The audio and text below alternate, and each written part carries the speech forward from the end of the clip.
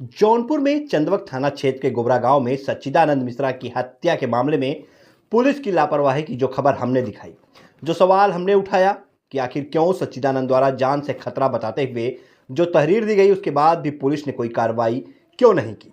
अगर पुलिस उस वक्त एक्शन लेती तो आज सच्चिदानंद जिंदा होता। परिवार का दर्द, हमारी खबर और जनता के गुस्से के बाद अब पुलिस हरकत में आई है।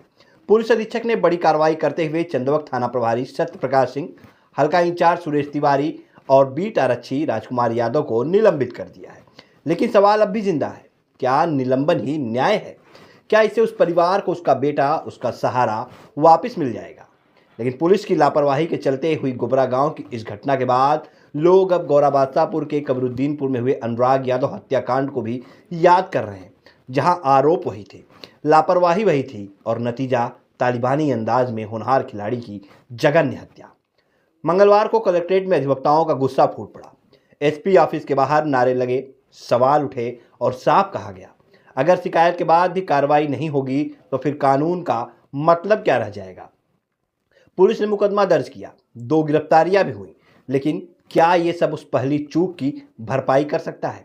आज सबसे बड़ा सवाल यही है, क्या हमारी जान की कीमत एक शिकायत से भी कम हो गई है? क्या कार्रवाई हमेशा घटना के बाद ही होगी?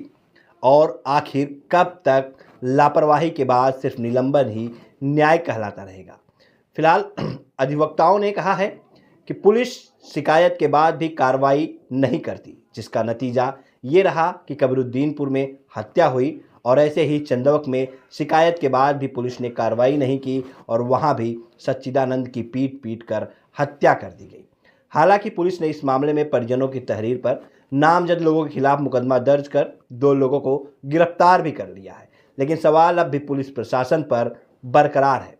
सुनिए क्या कुछ कहा है कलेक्ट्रेट बार एसोसिएशन के अध्यक्ष ने, किस तरह से उन्होंने पुलिस पर सवालिया निशान खड़े किए हैं और क्या कुछ उन्होंने जानकारी दी जो उन्हें पुलिस अधीक्षक ने बताया। जब अधिवक्ता गढ़ वहाँ पहुँचे तो उन्होंने किस तरह से बताया कि कार्रवाई जो की गई है उसको लेकर के और क्या अधिवक्ताओं की मांग थी उसको लेकर उन्होंने क्या कुछ कहा है, आइए आपको सुनाते हैं।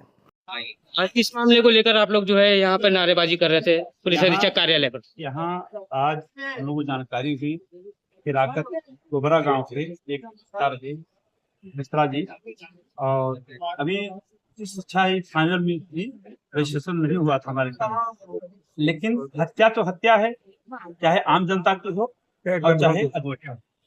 तो उस हत्या के विरोध में और उसके साथ साथ यह है एक और बात, किसान मारा गया।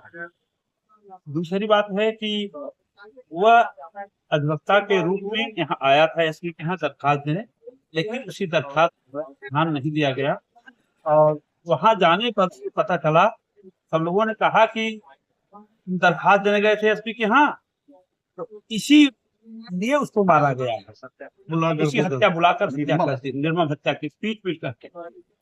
इसमें विरोध में हम लोग यहाँ आए थे और यहाँ एडिशनल थे, उन्होंने यह आश्वासन दिया कि इसका संज्ञान लेकर हम लोग थाना प्रभारी, चौकी प्रभारी और आईओ सस्पेंड कर दिया। किस थाने का मामला है? जब शिकायत की गई थी क्या पुलिस ने उसमें कोई कार्रवाई की थी? कोई भी कार्रवाई हुई होती, घटना न घट, यह पुलिस की सबसे बड़ी लापरवाही है, जिसकी वजह से हम लोग घोर निंदा करते हैं। आप लोग अधिवक्ता हैं, जौनपुर में कहीं ना कहीं अपराध लगातार बढ़ रहा है, बहुत दुखद है। इसी तरह से अभी संज्ञान लोग नहीं ले रहे हैं, एसपी वगैरह पुलिस वाले नहीं ले रहे हैं, जिसकी वजह से कहीं कबरुद्दीनपुर में, कहीं हौज में गला देकर हत्या कर दी गई।